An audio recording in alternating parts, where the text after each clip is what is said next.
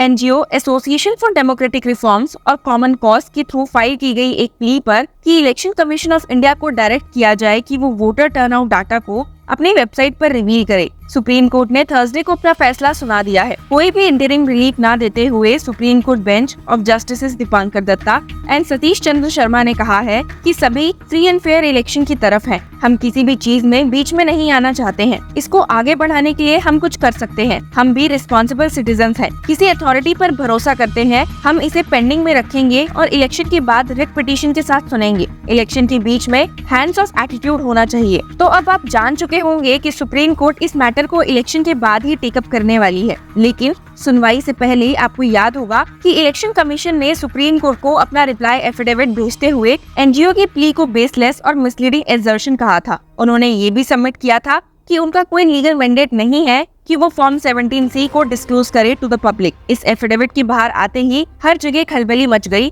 और कई लोग सामने आकर इस पे बोलते हुए दिखाई दिए। उन्हीं में से एक पर्सनालिटी जिन्होंने इलेक्शन कमीशन के रिप्लाई पर एक प्रेस कॉन्फ्रेंस के चलते कहा है, वो राज्यसभा के एमपी और सुप्रीम कोर्ट बार एसोसिएशन के new president senior advocate Kapil Sibal है। ये प्रेस कॉन्फ्रेंस उनके यूट्यूब चैनल दिल से विद कपिल सिब्बल पर भी अपलोडेड है। कपिल सिब्बल का कहना है कि वो शॉक्ड है सुबह का न्यूज़पेपर पढ़ के और देख के कि इलेक्शन कमीशन ने सुप्रीम कोर्ट को अपना एफिडेविट सबमिट करते हुए कहा है कि उनका कोई लीगल मैंडेट नहीं है फॉर्म 17C अपलोड करने का, जो कि एक रिकॉर्ड है पोलिंग स्टेशन में वोट्स का। उन्होंने कहा कि अगर आपको याद होगा तो उन्होंने कहा था कि फॉर्म 17 वो फॉर्म है जो प्रिसाइडिंग ऑफिसर को साइन करना होता है और पोलिंग एजेंट को देना होता है वोटिंग का दिन खत्म होने पर। ये शो करता है कि कितने वोट्स पोल किए गए हैं। ये इन्फॉर्मेशन फिर इलेक्शन कमीशन को भी भेजी जाती है और उनके पास ये डाटा अवेलेबल होता है। इस प्रोसेस को समझाने के बाद कपिल सिब्बल ने इलेक्शन कमीशन ऑफ इंडिया के डाटा को वेबसाइट पर अपलोड न करने के एक्शन पर क्वेश्चन रेज करते हुए पूछा। आगे उन्होंने समझाया कि क्या वजह है जिसके कारण पॉलिटिकल पार्टीज को ये शक है कि दाल में कुछ काला है। कपिल सिब्बल ने कहा, Why does the election commission not put that data on the website? What's the problem? Just as the election commission at the time of counting puts the final count on its website to indicate who has won. What can happen in the process is that the number of votes that are counted may in fact be more than the number of votes that are polled.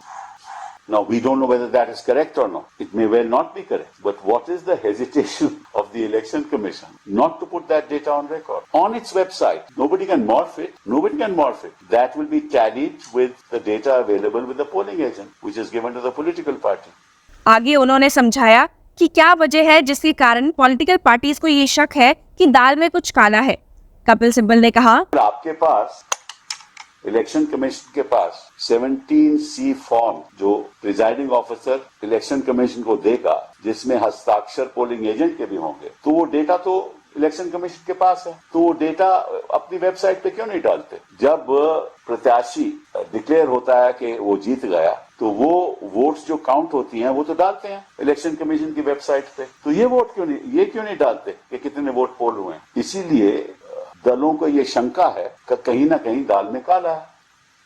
Form 17C के legal mandate पर दिए गए election commission of India के submission पर कपिल सिब्बल को कहते हुए सुना गया कि इसमें दिक्कत की क्या बात है। फॉर्म 17C एक लीगल फॉर्म है, ना कि इलीगल। उसी में सारा डाटा है, तो उसे देने में इलेक्शन कमीशन ऑफ इंडिया को प्रॉब्लम क्या है? आगे उन्होंने कहा, कानून ये तो नहीं कहेगा, ये तो ऑफिशियल फॉर्म है, ये कोई प्राइवेट फॉर्म तो नहीं है ना, इलेक्शन कमीशन का फॉर्म है। तो इलेक्शन कमीशन का फॉर्म अगर ये डेटा देता है जिसमें काउंटिंग का डेटा भी दिया जाता है, वो भी कोई प्रावधान नहीं है। वो तो लगा के counting votes counted votes polled, दोनों चीजें हैं।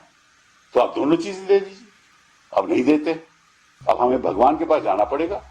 अपनी इस प्रेस कॉन्फ्रेंस में सीनियर एडवोकेट ने प्राइम मिनिस्टर नरेंद्र मोदी के रिसेंट दिए गए एक इंटरव्यू पर भी अटैक किया, जिसमें उन्होंने कहा है कि उन्हें भगवान ने भेजा है। इसी रिस्पेक्ट में कपिल सिब्बल ने कहा कि उन्हें अब शायद भगवान के पास जाना पड़ेगा, क्योंकि भगवान तो साक्षात है। ये मोदी जी ने कह ही दिया है कि उन्हें भगवान ने भेजा है। इलेक्शन कमीशन की मनमर्जी और देश के बाकी इश्यूज को भी उठाते हुए सिब्बल ने प्राइम मिनिस्टर को मॉक करते हुए कहा है कि सारी पार्टियां, सारी दल भगवान जी के पास जाएं और कहें कि प्लीज हम आपसे आग्रह करते हैं कि कई चीजें आप कीजिए। एक तो जो को लगभग कोई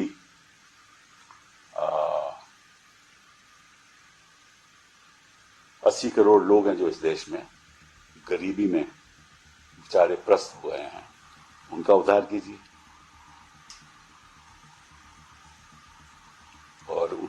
कुछ मतलब उनके बैंक अकाउंट में 15 लाख तो डालिए, उनको भी अच्छा लगेगा कि भगवान ने कुछ ना कुछ तो दिया, कभी ना कभी तो दिया।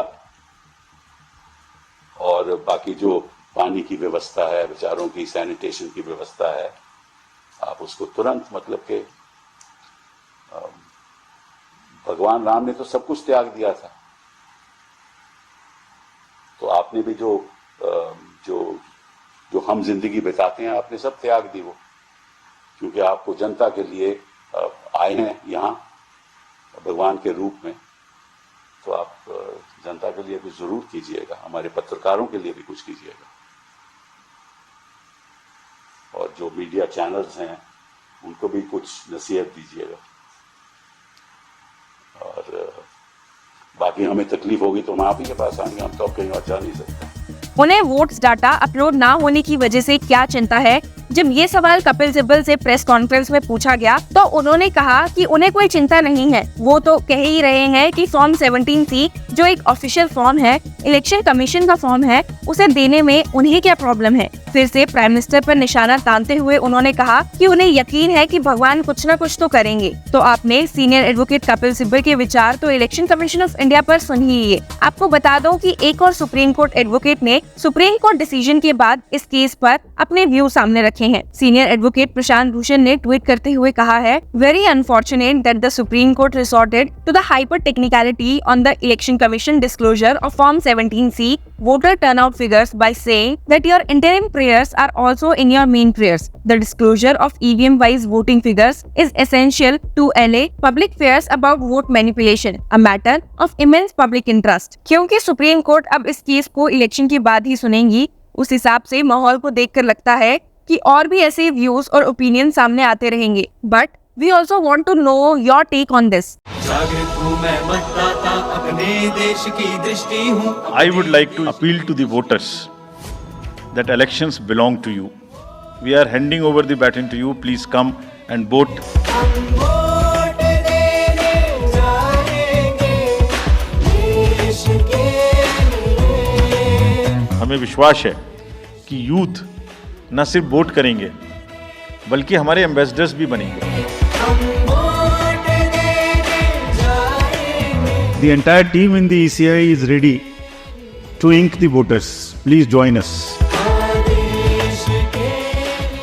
Keep commenting and thank you for watching Law Chakra.